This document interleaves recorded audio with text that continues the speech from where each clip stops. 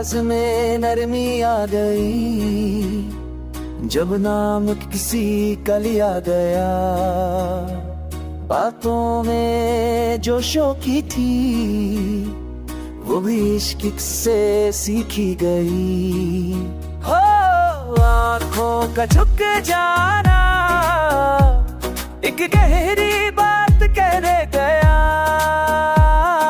खामोशी का वो पल, सब कुछ चेक कर गुजर गया।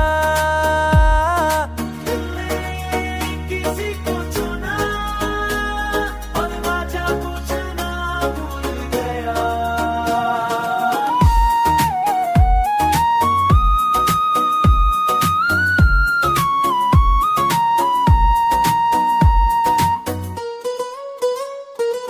सांस सांस में महसूस हुआ कि मोहब्बत जिंदा चीज है।